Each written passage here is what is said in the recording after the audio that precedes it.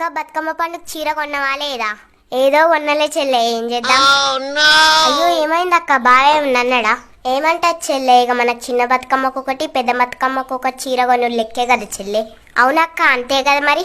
ఇక మీ బావ పెద్ద బతుకమ్మకేమో కొన్నాడు, చిన్న బతుకమ్మకేమో సర్కారు వారు ఇచ్చిన బతుకమ్మ కానుక చీర కట్టుకో అన్నట. ఇక అది గిట్లా నేను కట్టుకున్నాను అనుకో, పక్కింటి సులోచన వాళ్ళ దగ్గర నా ఇజ్జత్ మొత్తం పోతుంది. చెల్లె, పక్కింటి సులోచన వాళ్ళు నాకు ఇవాళ ఆయన 2 చీరలు కొన్నాడట. వామ్మో 10,000 అయినాయట.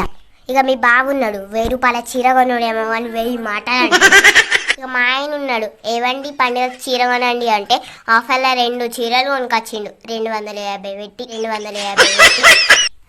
ఇక అవి కట్టుకొని బతుకమ్మ ఆడితే 10 మందిలో పరుగు ఉంటుందా అక్క? నువ్వే చెప్పు. దేనికైనా రాసి పెట్టి ఉండాలి చెల్లి.